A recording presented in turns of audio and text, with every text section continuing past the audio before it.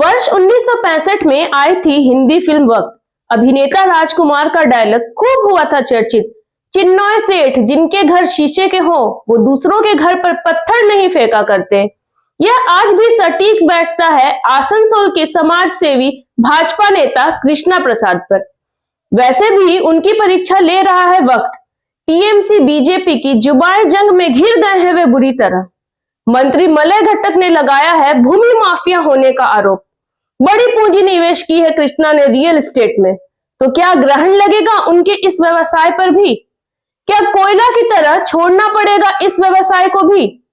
उठ रहे राजनीतिक गलियारों में ये सवाल। तो आज चर्चा इसी मुद्दे की। आप जुड़ चुके हैं आर्थिक धारा के साथ। अभिवादन स्वीकार करें स्मृति का।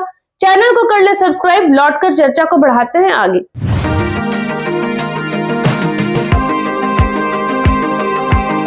90 के दशक में कोयला बिजनेस में एंट्री ली थी कृष्णा प्रसाद ने।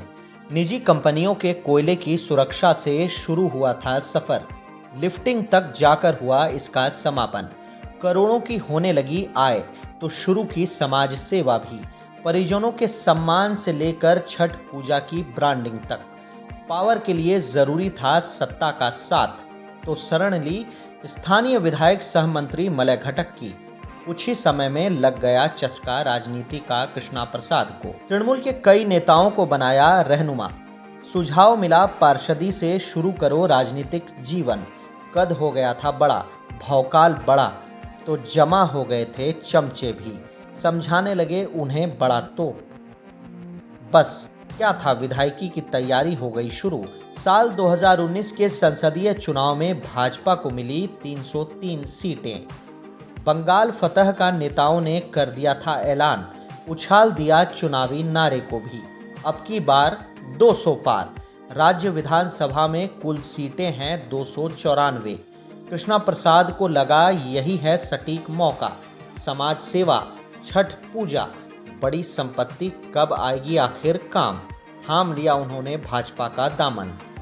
वीरभूम में भाजपा के राष्ट्रीय अध्यक्ष जेपी नड्डा थे मौजूद।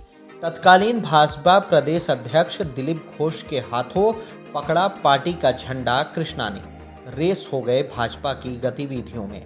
नया मौलाना अधिक खाता है प्याज। सोचा मंत्री मलय घटक के खिलाफ लड़ेंगे चुनाव। हाईलाइट होने के लिए लगा दिया मंत्री पर ही आरोप। डरने लगे हैं मंत्री उनके राजनीतिक कद से। कराना चाहते हैं उनकी हत्या। टाए टाए फिस हो गया यह शिगुफा कृष्णा का। आसनसोल नॉर्थ से टिकट मिला कृष्णेंदु मुखर्जी को, लेकिन आस नहीं छोड़ी कृष्णा ने। खरीद लिया नामांकन पत्र इसी सीट के लिए। जानकारी हो गई पार्टी के कई नेताओं को। रिजल्ट वही निकला जो तय था। दुविधा में दोनों गए, माया मिली न राम। बीता चुनाव शानदार जीत मिली तृणमूल को। पावर घटा तो प्रभावित होने लगा कोयला का व्यवसाय भी। लिफ्टिंग पर लगा गहरा झटका। व्यवसाय बचाने के नाम पर भाजपा से उन्होंने दे दिया इस्तीफा। हो गए फिर से मंत्री मलय घटक के शरणागत।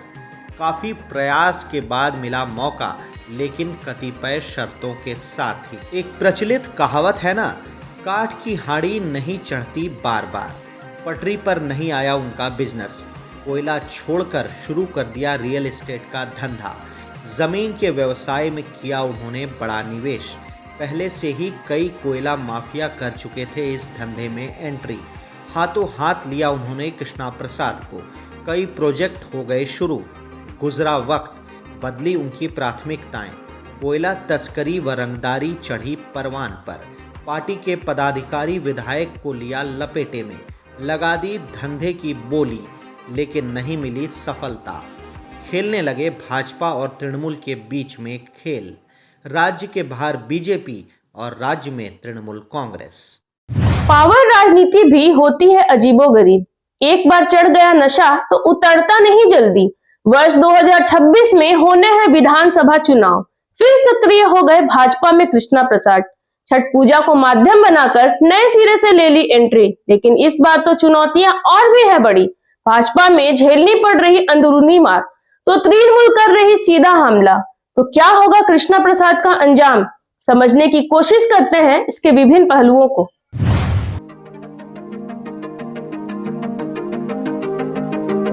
पहले विवेचना भाजपाई राजनीति की।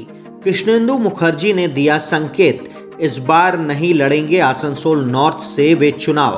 रेस हो गए कृष्णा प्रसाद, उन्हें लगा मिल गया खुला मैदान। जा पहुंचे कृष्णेंदु की विरोधी विधायक अग्निमित्रा पॉल की शरण में। पार्टी की प्रदेश महासचिव भी हैं अग्निमित्रा।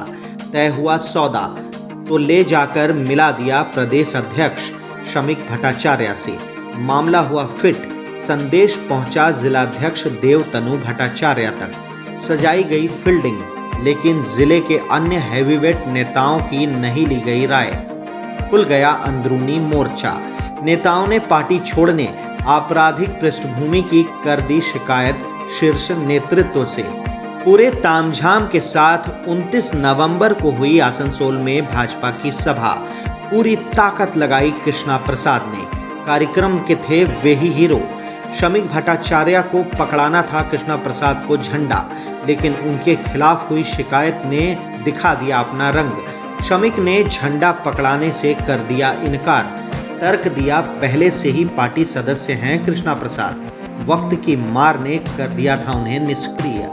समझ में आ गया कृष्णा प्रसाद और अग्निमित्रा दोनों को। अग्निमित्रा ने दूरी बनानी शुरू कर दी है कृष्णा प्रसाद से, क्योंकि जिले के हैवीवेट नेताओं से उन्हें भी लगने लगा है डर जवाबी रणनीति का।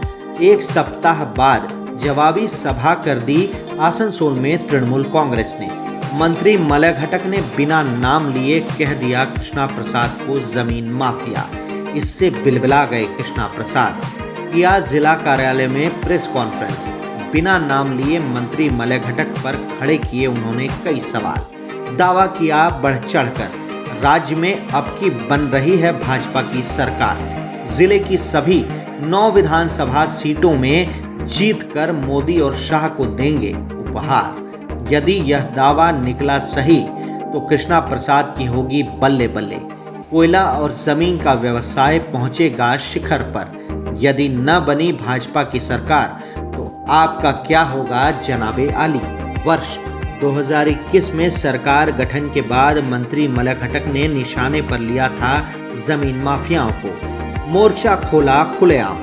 जिला शासक से की गई शिकायत। 20 से अधिक स्थलों पर हुई नामजद कंप्लेन। शुरू हुई व्यापक जांच। कई प्रोमोटर किए गए गिरफ्तार। लगातार मॉनिटरिंग हो रही है जांच की। हालांकि इन दिनों जांच की आंच हो गई है थोड़ी धीमी, लेकिन मंत्री ने कृष्णा प्रसाद को बता दिया है जमीन माफिया। आमतौर पर इस तरह के आरोप नहीं लगाते हैं मंत्री मलय घटक। जानकारों का दावा है जांच के दौरान मिले हैं कई साक्ष्य प्रशासन और खुद मंत्री को। अभी तक फाइलें थी बंद, लेकिन अब खुल सकती हैं एसआईआर के बाद नए सिरे से।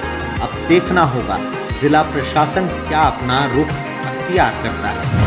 राजनीतिक गलियारों में है सवाल, तो क्या जमीन घोटालों में जुड़ेगा कृष्णा प्रसाद का नाम?